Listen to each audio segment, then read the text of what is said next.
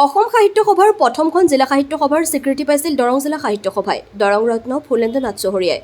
দৰঙৰ সৰ্বোচ্চ সন্মান দৰং ৰত্ন প্ৰদান প্ৰাক্তন শিক্ষা বিষয়া ফুলেন্দু নাথ চহৰীয়াক। সমাজৰ বিভিন্ন দিশত বিশেষভাৱে সাহিত্য সংস্কৃতি শিক্ষাৰ ক্ষেত্ৰত অৰিহণা আগবঢ়োৱা জ্যেষ্ঠ ব্যক্তিক দি আহিছে এই দৰং ৰত্ন সন্মান। মঙলদৈ আগশাৰী শাখা সাহিত্য সভা, মঙলা নগৰ শাখা সাহিত্য সভাই মঙলদৈ কুঁৱৰপাৰাত অনুষ্ঠিত কৰে এই দৰং ৰত্ন প্ৰদান অনুষ্ঠান। দৰং ৰত্ন প্ৰদান অনুষ্ঠানত উপস্থিত আছিল অসম সাহিত্য সভাৰ সভাপতি বসন্ত গোস্বামী, মঙলদৈ প্ৰাক্তন বিধায়ক বসন্ত দাস, মীন নিগমৰ অধ্যক্ষ গুৰুজ্যোতি দাসৰ লগতে দৰং জিলাৰ বহু কেইগৰাকী বিশিষ্ট ব্যক্তি। মঙলদৈৰ পৰা মিৰ চেহেল ইৰফানৰ প্ৰতিবেদন AIN লাইভ। অসমত দৰং জিলা সাহিত্য সভা প্ৰথম সাহিত্য সভা, জিলা সাহিত্য সভা হিচাপে দৰং জিলা সাহিত্য সভা প্ৰথম জিলা সাহিত্য সভা। ৭১ চনত দৰং জিলা সাহিত্য সভাৰ পতন কৰিছোঁ আৰু তাৰপিছত তেতিয়া এইখনক দৰং জিলা সাহিত্য পৰিষদ বুলি কৈছিল। কিন্তু তেতিয়া জিলাত সাহিত্য সভা হোৱাৰ প্ৰশ্ন নাছিল। জিলা সাহিত্য সভা তেতিয়া নাছিল। জিলা সাহিত্য সভাৰ প্ৰস্তাৱটো অসম সাহিত্য সভাই ল'লে ৮০ দশকত। ৮০ দশকত হাইলাকান্দি অধিৱেশনত এইটো গৃহীত হ'ল যে জিলাই জিলাই একোখন মুৰব্বী সাহিত্য সভা হওক, জিলা সাহিত্য সভা হওক। আৰু সেই হিচাপে আমাৰ দৰং জিলায়ো পালে। সেই সভাত অতুল বৰুৱা, আগতে মঙলদৈৰে মানুহ, তেখেত ইয়াতে আমাৰ সাহিত্য সভাৰ সাহিত্য পৰিষদৰ সভাপতি আছিল।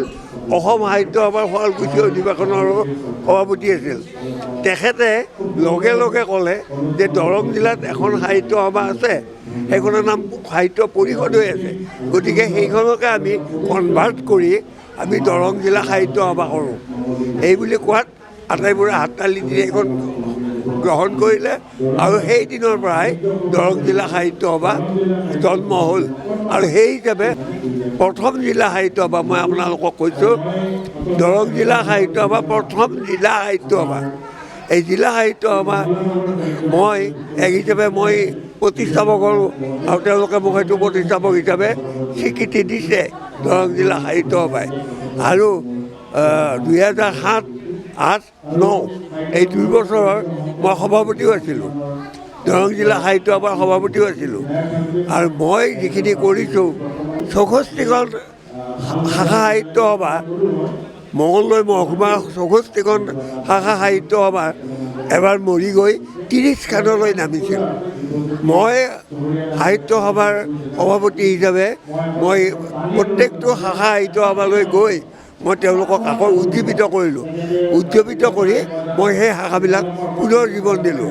আৰু এইটো কাৰণেই বোধ হয় মোক সাহিত্য সভাই এতিয়াও মানি চলে আৰু মোৰ পৰামৰ্শ লয় আৰু মোক এতিয়াও এগৰাকী উপদেষ্টা হিচাপে আজিও ৰাখি আছে।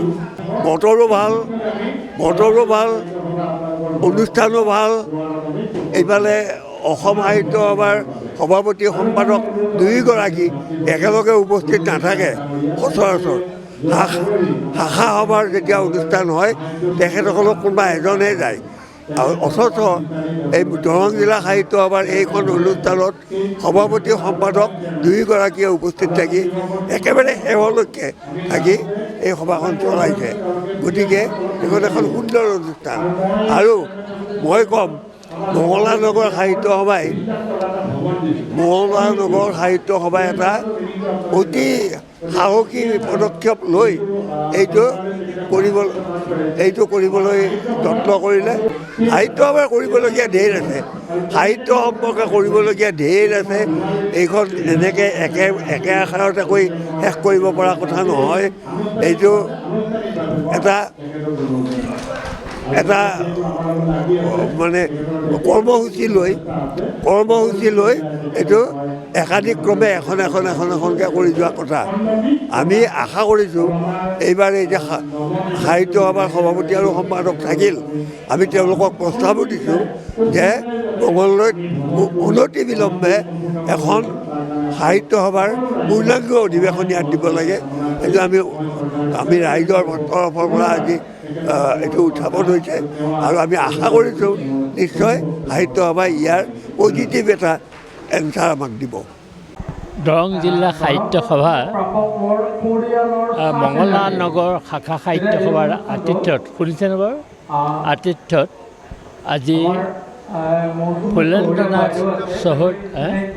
ফুলেন্দ্ৰনাথ চহৰীয়া মহোদয়ক দৰং ৰত্ন বঁটা প্ৰদান কৰা হৈছে। মই হাত বন কাটি কৰি থৈ এই মহান ব্যক্তিজনক তেখেতৰ জীৱনজোৰা সাধনা আৰু মানুহৰ বিষয়ে মানুহৰ ধাৰণা গভীৰ কৰিবলৈ কৰা যত্ন, সাত্বিক জীৱনবোধৰ অধিকাৰী নীৰৱ সাধক এইগৰাকীয়ে দৰং জিলা সাহিত্য সভাৰ ঘাই নিৰ্মাতা আৰু ত্ৰাতা। আধুনিক যুগৰ তেখেত এগৰাকী আৰ্কিটেক্ট মই দানৱ। গতিকে সেই এগৰাকী মহতো মহীয়ান ব্যক্তিক আনুষ্ঠানিকভাৱে শ্ৰদ্ধা জনোৱাটো এটা কৃতজ্ঞ জাতিৰ লক্ষণ বুলি মই অনুভৱ কৰোঁ। ইতিমধ্যে দৰং জিলা সাহিত্য সভাই এটা বৰ ডাঙৰ কাম কৰিছে। দৰং জিলা সাহিত্য প্ৰকল্প নিৰ্মাণ কৰিছে। এই প্ৰকল্পত মই অসমৰ সকলো জাতি ধৰ্ম বৰ্ণ নিৰ্বিশেষে আৰু স্থানীয় বিধায়ককো অনুৰোধ জনাইছোঁ যে দৰং জিলা সাহিত্য সভা প্ৰকল্পটো ঠন ধৰি উঠক। সকলোৰে সহায় সহযোগত ই এটা সাংস্কৃতিক প্ৰকল্পলৈ ৰূপান্তৰিত হ'ব আৰু আজিৰ অনুষ্ঠানটোৱে জীয়া জাতিৰ লক্ষণ ৰূপে দৰংবাসীয়ে নিজকে প্ৰতিষ্ঠা কৰিবলৈ সক্ষম হ'ব। যিকোনো খবৰ আৰু বিজ্ঞাপনৰ বাবে যোগাযোগ কৰক 7896121996।